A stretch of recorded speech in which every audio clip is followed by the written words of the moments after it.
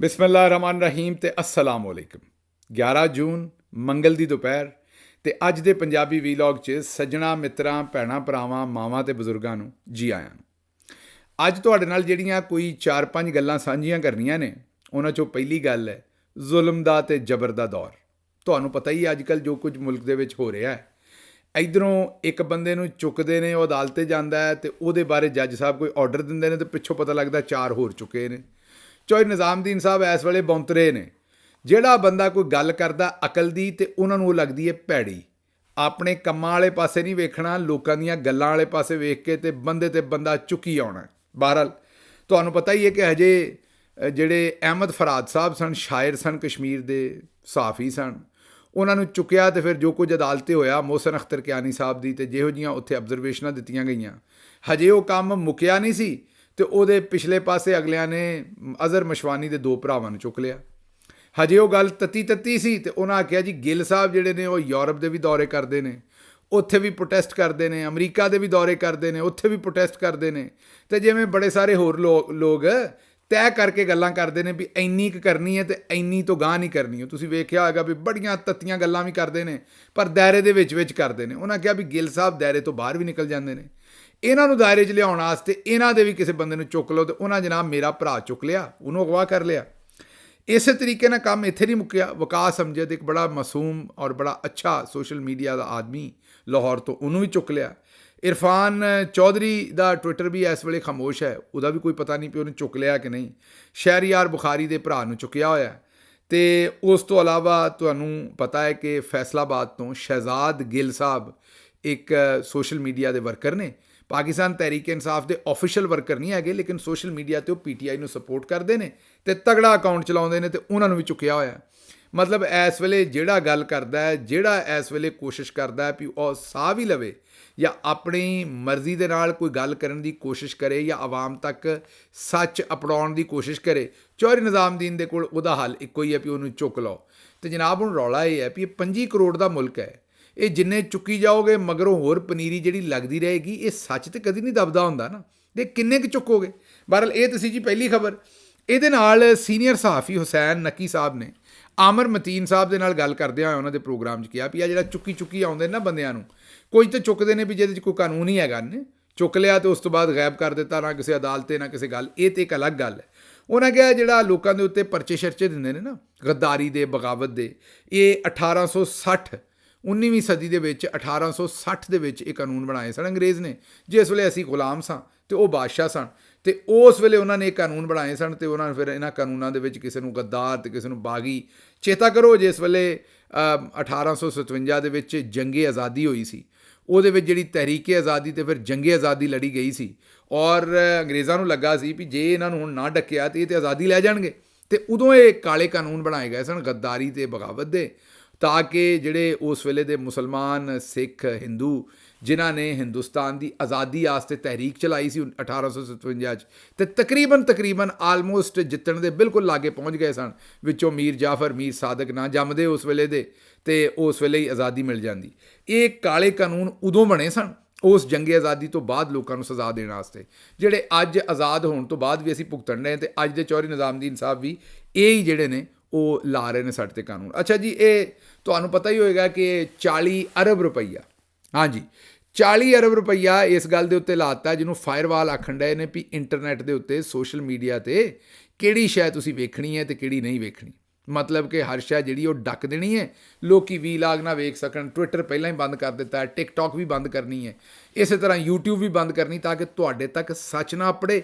ਉਹ ਹੀ ਸੱਚ ਆਪਣੇ ਜਿਹੜਾ ਚੌਧਰੀ ਨਿਜ਼ਾਮਦੀਨ ਆਪਣੇ ਲਿਫਾਫਿਆਂ ਦੇ ਥਰੂ ਤੁਹਾਡੇ ਤੱਕ ਅਪਣਾਉਂਦਾ ਹੈ। ਪਾਕਿਸਤਾਨ ਦੀਆਂ ਯੂਨੀਵਰਸਿਟੀਆਂ ਨੂੰ ਇਸ ਵੇਲੇ ਕਿੰਨੇ ਪੈਸੇ ਦਿੱਤੇ ਜਾ ਰਹੇ ਨੇ? 28 ਅਰਬ ਰੁਪਇਆ ਤਕਰੀਬਨ ਤਜਵੀਜ਼ ਹੈ।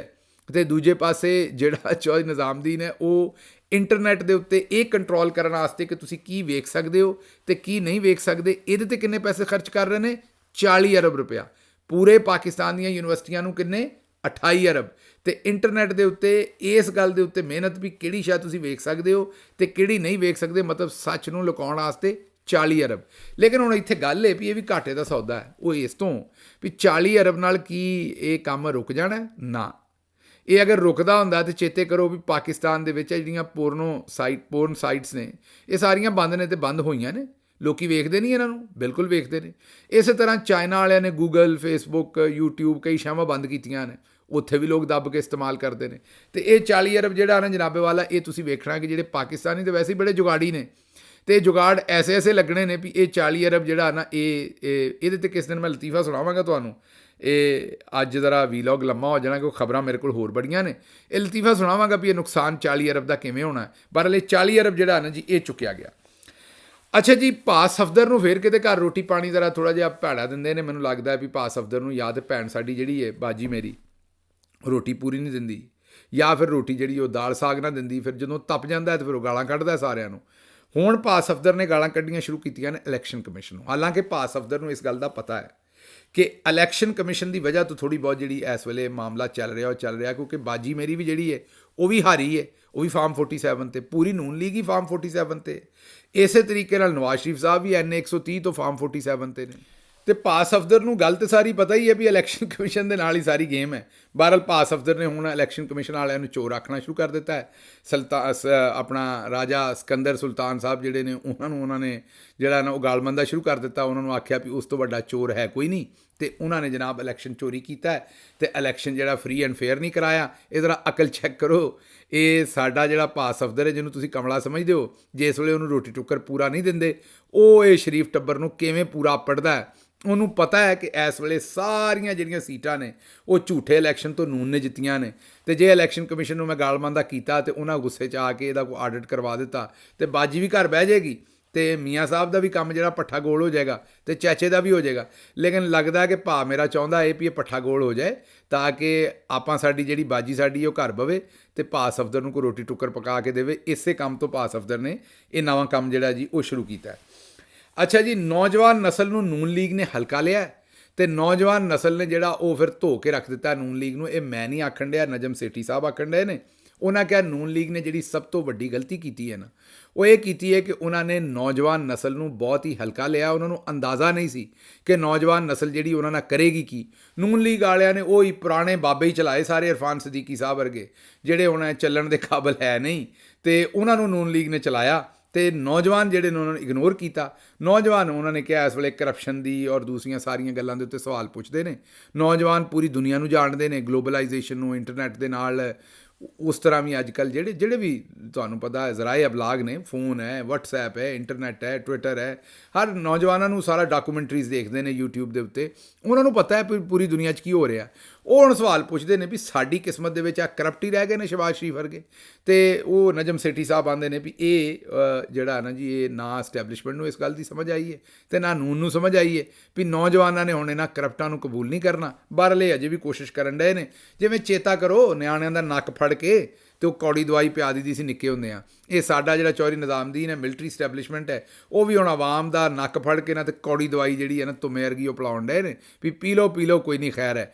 ਤੇ ਬਹਰਲ ਉਹ ਜਿਹੜੀ ਆਵਾਮ ਹੈ ਉਹ ਰਿਐਕਟ ਕਰਨ ਡਈ ਹੈ, ਤੇ ਨੌਜਵਾਨ ਜਿਹੜੇ ਨੇ ਉਹ ਜ਼ਿਆਦਾ ਰਿਐਕਟ ਕਰ ਰਹੇ ਨੇ। ਇਹ ਜਨਾਬੇ ਵਾਲਾ ਸਾਰੀ ਗੱਲ ਹੈ, ਤੇ ਉਹ ਪੁੱਛਦੇ ਨੇ। ਅੱਛਾ ਜੀ, ਅਗਲੀ ਖਬਰ ਤੁਹਾਨੂੰ ਇਹ ਦੇਣੀ ਹੈ ਕਿ ਚੀਨੀ ਬਰਾਮਦ ਕਰਨ ਦੀ ਇਜਾਜ਼ਤ ਹਕੂਮਤ ਨੇ ਦੇ ਛੱਡੀ ਜੇ। ਚੀਨੀ ਆਲਰੇਡੀ ਸਾਡੇ ਜ਼ਮਾਨੇ ਦੇ ਵਿੱਚ ਚੇਤੇ ਕਰੋ 50, 55, 60 ਰੁਪਈਏ ਸੀ। ਆਲਰੇਡੀ 60 ਰੁਪਈਏ ਤੋਂ ਨਿਕਲ ਕੇ ਚੀਨੀ ਤੇ ਹੁਣ 155 ਰੁਪਈਏ ਤੇ ਹੋ ਗਈ। ਕਿੰਨੇ ਦੀ ਜੀ? 155 ਦੀ। ਇਹ 50, 60, 65 ਰੁਪਏ ਤੋਂ ਵੱਧ ਕੇ ਤੇ 155 ਰੁਪਏ ਤੇ ਚੀਨੀ ਜਿਹੜੀ ਅੱਪੜ ਗਈ ਹੈ। ਤੇ ਇਸ ਵੇਲੇ ਉਹਨਾਂ ਨੂੰ ਮਜ਼ੀਦ ਮੈਂ ਤੁਹਾਨੂੰ ਦੱਸਿਆ ਵੀ ਸੀ ਵੀ ਇਹ ਕੰਮ ਕਿੱਦਾਂ ਪਾਉਂਦੇ ਨੇ ਸਾਰੇ। ਪੂਰੀ ਤਫਸੀਲ ਮੈਂ ਇੱਕ ਵੀਲੌਗ ਦੱਸੀ ਸੀ ਵੀ ਇਹ ਸ਼ੂਗਰ ਮਿਲ ਐਸੋਸੀਏਸ਼ਨ ਜਿਹੜੀ ਹੁੰਦੀ ਹੈ ਕਿਸ ਤਰ੍ਹਾਂ ਕੰਮ ਪਾਉਂਦੀ ਹੈ ਸਾਰਾ, ਤੇ ਕਿਸ ਤਰ੍ਹਾਂ ਇਜਾਜ਼ਤ ਲੈਂਦੀ ਹੈ। ਤੇ ਉਹਨਾਂ ਨੂੰ ਹੁਣ ਜਨਾਬ 1.5 ਲੱਖ ਮੈਟਰਿਕ ਟਨ ਚੀਨੀ ਜਿਹੜੀ ਹੈ ਨਾ ਐਕਸਪੋਰਟ ਕਰਨ ਦੀ ਇਜਾਜ਼ਤ ਦੇ ਦਿੱਤੀ ਹੈ। ਹੁਣ ਹੋਣੀ ਜੇ ਉਹ ਐਕਸਪੋਰਟ, ਨਾਲ ਹਕੂਮਤ ਨੇ ਇਸ ਐਕਸਪੋਰਟ ਦੇ ਉੱਤੇ ਉਹਨਾਂ ਨੂੰ ਸਬਸਿਡੀ ਵੀ ਦੇਣੀ, ਪੈਸੇ ਵੀ ਦੇਣੇ ਨੇ ਪੱਲਿਓਂ, ਤੁਹਾਡੇ ਲੱਗਣੇ ਨੇ ਦੋਹਰੇ ਪੈਸੇ। ਹਕੂਮਤ ਦਾ ਮਤਲਬ ਤੁਹਾਡਾ ਹੀ ਪੈਸਾ ਹੈ ਉਹ।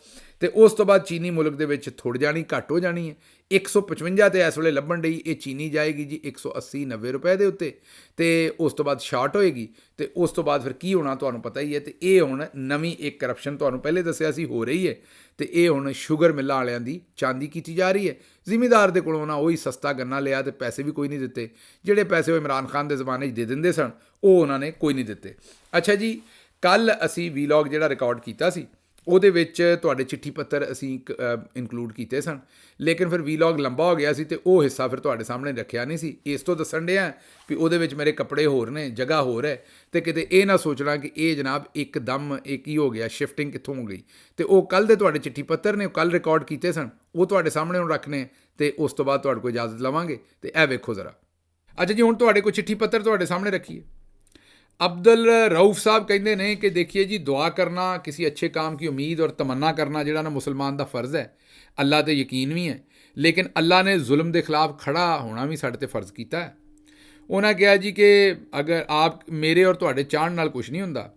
फ़िरौन, नमरूद ते शदाद कोलों भी छुटकारा हासिल करने वास्ते दुआवां जिहड़ियां काफ़ी नहीं सन, बल्कि उन्हां वास्ते भी कोई ना कोई हिकमत अमली करनी पई सी, कोई ना कोई अमली तौर पर करना पिया सी।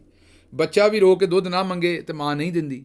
ਉਹਨਾਂ ਕਿਹਾ ਜੇ ਪਾਕਿਸਤਾਨ ਨੇ ਨਾ ਜ਼ਾਲਮ ਹੁਕਮਰਾਨਾਂ ਦੇ ਕੋਲੋਂ ਜਾਨ ਛੁਡਾਉਣੀ ਹੈ ਤੇ ਫਿਰ ਗੱਲਾਂ ਬਾਤਾਂ ਨਾਲ ਸਿਰਫ ਗੱਲ ਨਹੀਂ ਹੋਣੀ, ਬਾਹਰ ਨਿਕਲਣਾ ਪੈਣਾ ਤੇ ਇਹਦੇ ਉੱਤੇ ਇੱਕ ਪੋਲੀਟੀਕਲ ਮੂਵਮੈਂਟ ਜਿਹੜੀ ਹੈ ਨਾ, ਸਿਵਲ ਰਾਈਟਸ ਦੀ ਜਿਹੜੀ ਮੂਵਮੈਂਟ ਹੈ, ਉਹ ਬਰਪਾ ਕਰਨੀ ਪੈਣੀ ਹੈ। ਅੱਛਾ ਜੀ, ਹੁਣ ਅਗਲੇ ਕੌਮੈਂਟ ਵਾਲੇ ਪਾਸੇ ਚੱਲਦੇ ਹਾਂ। ਰਾਣਾ ਸ਼ਬੀਰ ਸਾਹਿਬ, ਇਹਨਾਂ ਦਾ ਪਹਿਲਾਂ ਵੀ ਇੱਕ ਦਿਨ ਅਸੀਂ ਕੌਮੈਂਟ ਸ਼ਾਮਿਲ ਕੀਤਾ ਸੀ, ਸਫਦਰਾਬਾਦ ਜ਼ਿਲ੍ਹਾ ਸ਼ੇਖੂਪੁਰੇ ਤੋਂ, ਲੇਕਿਨ ਵੇਖੋ ਗਿਲੇ ਕੈਸੇ ਕਰਦੇ ਨੇ ਵੀ ਮੇਰਾ ਕੌਮੈਂਟ ਨਹੀਂ ਸ਼ਾਮਿਲ ਕਰਦੇ। ਇਹਨਾਂ ਦੀਆਂ ਜ਼ਰਾ ਇਹ ਵੀ ਇੱਕ ਨਵੀਂ ਕਾਰਵਾਈ ਜੇ। ਇਹ ਵੀ ਕਈ ਦੋਸਤ ਇਹ ਕਰਦੇ ਨੇ ਜਿਹਨਾਂ ਦਾ ਕੌਮੈਂਟ ਕਿਸ ਦਿਨ ਸ਼ਾਮਿਲ ਨਾ ਹੋਵੇ, ਫਿਰ ਉੱਤੋਂ ਲਿਖਦੇ ਨੇ ਕਿ ਤੁਸੀਂ ਸਾਡਾ ਕੌਮੈਂਟ ਸ਼ਾਮਿਲ ਕਰੋ ਨਾ ਕਰੋ, ਅਸੀਂ ਲਿਖੀ ਜਾਣਾ। ਇਹ ਵੀ ਇੱਕ ਜਿਹੜਾ ਨਾ ਇਮੋਸ਼ਨਲ ਬਲੈਕਮੇਲ ਕਰਨ ਦਾ ਤਰੀਕਾ ਹੈ। ਬਹਰਹਾਲ ਰਾਣਾ ਸਾਹਿਬ, ਗੱਲ ਇਹ ਕਿ ਤੁਹਾਡਾ ਪਹਿਲੇ ਵੀ ਕੌਮੈਂਟ ਪ੍ਰੋਗਰਾਮ 'ਚ ਆਇਆ ਸੀ, ਅੱਜ ਵੀ ਤੁਹਾਡਾ ਕੌਮੈਂਟ ਠੀਕ ਹੈ, ਅੱਛਾ ਹੈ। ਉਹਨਾਂ ਕਿਹਾ ਜੀ ਵਰਕਰ ਪਾਰਟੀਆਂ ਦੇ ਅਸਾਸੇ ਹੁੰਦੇ ਨੇ। ਇਮਰਾਨ ਖਾਨ ਨੇ ਇਨਕਲਾਬ ਬਰਪਾ ਕਰ ਦਿੱਤਾ ਅਤੇ ਵਰਕਰ ਜਾ ਖਲੋਤਾ ਹੈ, ਲੇਕਿਨ ਉਹਨਾਂ ਆਖਿਆ ਵੀ ਜਿਹੜੇ MNA MPA ਜਿੱਤੇ ਨੇ, ਪਾਰਟੀ ਦੀ ਲੀਡਰਸ਼ਿਪ ਹੈ, ਉਹਨਾਂ ਦਾ ਵਰਕਰਾਂ ਨਾਲ ਉਸ ਤਰ੍ਹਾਂ ਰਾਬਤਾ ਨਹੀਂ, ਤਾਵਨ ਨਹੀਂ। ਅਗਰ ਇਹ ਹੋਵੇ ਔਰ ਅੱਛੀ ਇੱਕ ਤਨਜ਼ੀਮ ਸਾਜ਼ੀ ਕੀਤੀ ਜਾਵੇ ਤੇ ਇੱਕ ਅੱਛਾ ਇਤਜਾਜ ਔਰ ਇੱਕ ਅੱਛੀ ਰਿਜ਼ੈਂਟਮੈਂਟ ਪੋਲੀਟੀਕਲ ਜਿਹੜੀ ਹੈ ਉਹ ਬਰਪਾ ਕੀਤੀ ਜਾ ਸਕਦੀ। ਮੈਂ ਤੁਹਾਡੇ ਨਾਲ ਬਿਲਕੁਲ ਸਹਿਮਤ ਹਾਂ, ਐਗਰੀ ਹੈ। ਇਹ ਕੁਤਾਹੀ ਹੈ ਸਾਡੀ, ਮੇਰੀ ਵੀ ਕਹਿ ਲਓ, ਦੂਜਿਆਂ ਦੀ ਵੀ ਕਹਿ ਲਓ। ਇਮਰਾਨ ਖਾਨ ਸਾਹਿਬ ਹਮੇਸ਼ਾ ਇਹ ਆਉਂਦੇ ਰਹੇ ਨੇ ਵੀ ਸਭ ਤੋਂ ਅਹਿਮ ਪਾਰਟੀ ਦੇ ਵਿੱਚ ਵਰਕਰ ਹੁੰਦਾ ਹੈ, ਅਤੇ ਉਹਦੇ ਨਾਲ ਰਾਬਤੇ 'ਚ ਰਿਹਾ ਕਰੋ, ਉਹਦੇ ਨਾਲ ਇੰਟਰੈਕਸ਼ਨ 'ਚ ਰਿਹਾ ਕਰੋ, ਉਹਦੀ ਸੁਣਿਆ ਕਰੋ, ਉਹਦੇ ਕੋਲ ਸਮਝਿਆ ਕਰੋ ਗਰਾਊਂਡ 'ਤੇ ਪ੍ਰੋਬਲਮ ਕੀ ਹੈ, ਅਤੇ ਉਹਨੂੰ ਨਾਲ ਲੈ ਕੇ ਤੁਰਿਆ ਕਰੋ। ਇਹ ਤੁਹਾਡੀ ਗੱਲ ਠੀਕ ਹੈ, ਮੇਰੇ ਸਮੇਤ ਸਾਰਿਆਂ ਦੀ ਕੁਤਾਹੀ ਹੈ। ਵਰਕਰ ਦੇ ਨਾਲ ਉਹ ਰਾਬਤਾ ਨਹੀਂ। ਬਹਰਹਾਲ ਤੁਹਾਡੀ ਗੱਲ ਤੋੜ ਤੱਕ ਅਪਣਾਵਾਂਗੇ ਲੀਡਰਸ਼ਿਪ ਦੇ ਵਿੱਚ ਵੀ, ਤਾਂ ਕਿ ਇਹ ਮਾਮਲਾ ਜਿਹੜਾ ਉਹ ਕੋਰ ਕਮੇਟੀ 'ਚ ਵੀ ਅਪਣਾਵਾਂਗਾ। ਅਤੇ ਹੁਣ ਸਾਡੀ ਜਿਹੜੀ ਪੋਲੀਟੀਕਲ ਕਮੇਟੀ ਹੈ ਉਹਦੇ ਵਿੱਚ ਵੀ ਖਾਨ ਸਾਹਿਬ ਨੇ ਮੈਨੂੰ ਇੰਸਟਰਕਸ਼ਨ ਦਿੱਤੀ ਹੈ ਕਿ ਉਹਦੇ 'ਚ ਵੀ ਉਹਨੂੰ ਵੀ ਅਟੈਂਡ ਕਰਿਆ ਕਰੋ, ਉਹਨੂੰ ਵੀ ਅਟੈਂਡ ਕਰਾਂਗੇ ਅਤੇ ਉੱਥੇ ਵੀ ਜਨਾਬ ਵਾਲੀ ਜਿਹੜੀ ਹੈ ਉਹ ਤੁਹਾਡੀ ਆਵਾਜ਼ ਪਹੁੰਚਾਵਾਂਗੇ। ਅੱਛਾ ਜੀ, ਅਗਲਾ ਫਿਆਜ਼ ਅਹਿਮਦ ਸਾਹਿਬ ਆਉਂਦੇ ਨੇ ਵੀ ਗਿੱਲ ਸਾਹਿਬ, ਪੰਜਾਬੀ ਜ਼ੁਬਾਨ ਦੀ ਇੱਕ ਜਿਹੜਾ ਨਾ ਉਹ ਮੈਂ ਇੱਕ ਚੀਜ਼ ਬੜੇ ਅਰਸੇ ਤੋਂ ਦੇਖ ਰਿਹਾ, ਸੋਚਿਆ ਤੁਹਾਡੇ ਨਾਲ ਸ਼ੇਅਰ ਕਰਾਂ।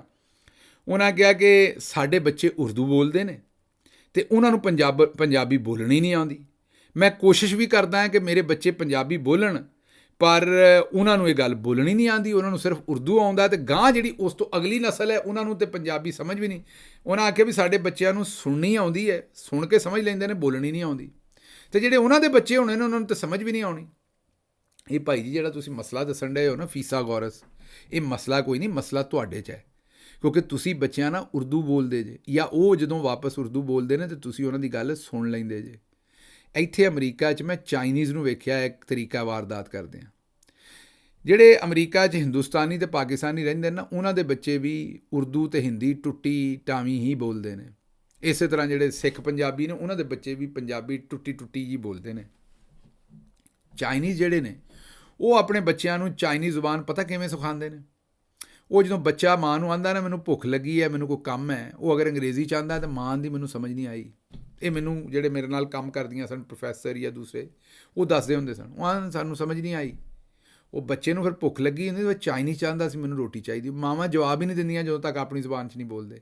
ਇਹ ਭਾਈ ਜੀ ਇਹ ਕੋਈ ਪ੍ਰੋਬਲਮ ਨਹੀਂ ਜਿਹੜੀ ਤੁਸੀਂ ਸ਼ੇਅਰ ਕਰ ਰਹੇ ਹੋ। ਕਿਹੜਾ ਜਨਾਬ ਨਿਊਯਾਰਕ ਜੰਮੇ ਸਨ ਐਂਡਰਸਨ ਸਟਰੀਟ ਦੇ ਉੱਤੇ, ਅਤੇ ਜੇ ਜਨਾਬ ਨੂੰ ਆਪ ਪੰਜਾਬੀ ਆਉਂਦੀ ਤਾਂ ਆਪਣੇ ਜਵਾਕਾਂ ਨਾਲ ਪੰਜਾਬੀ ਬੋਲੋ। ਜਦੋਂ ਉਹ ਤੁਹਾਡੇ ਨਾਲ ਉਰਦੂ ਬੋਲਣ ਜਾਂ ਕੋਈ ਹੋਰ ਜ਼ੁਬਾਨ ਬੋਲਣ ਤਾਂ ਆਖੋ ਸਮਝ ਨਹੀਂ ਆਉਂਦੀ, ਆਪੇ ਪੰਜਾਬੀ ਬੋਲਣਗੇ ਹੌਲੀ ਹੌਲੀ।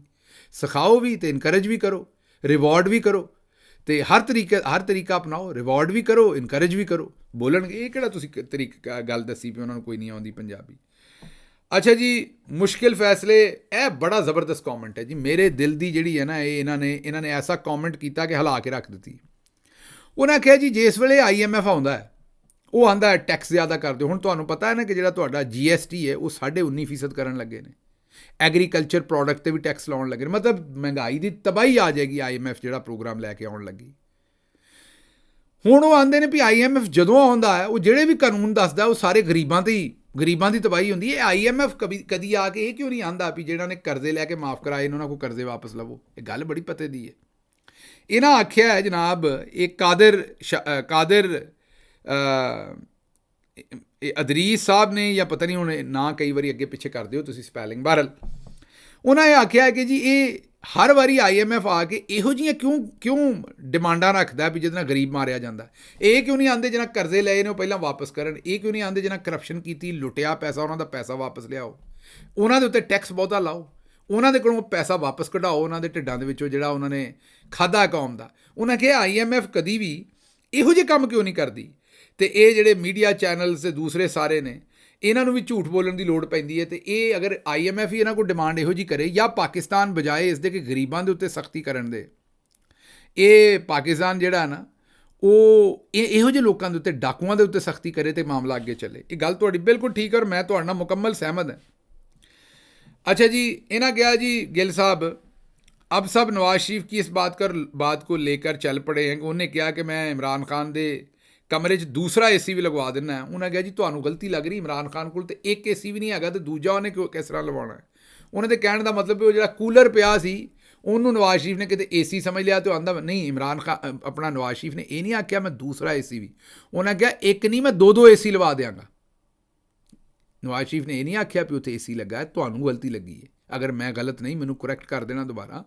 ਨਵਾਜ਼ ਸ਼ਰੀਫ ਨੇ ਆਖਿਆ ਵੀ ਇੱਕ ਨਹੀਂ ਮੈਂ ਦੋ AC ਲਵਾ ਦਿਆਂਗਾ। ਅਤੇ ਉਹਦੇ 'ਤੇ ਮੈਂ ਜਵਾਬ ਦਿੱਤਾ ਸੀ ਵੀ ਜਨਾਬ ਤੇ ਆਪਣੇ ਪੋਤਰਿਆਂ ਨੂੰ ਚੋਕਲੇਟ ਨਹੀਂ ਦੇ ਸਕਦੇ ਮਰਜ਼ੀ ਨਾਲ, ਅਤੇ ਤੁਸੀਂ ਇਮਰਾਨ ਖਾਨ ਨੂੰ ਕੀ AC ਲਵਾ ਕੇ ਦੇਣੇ ਨੇ।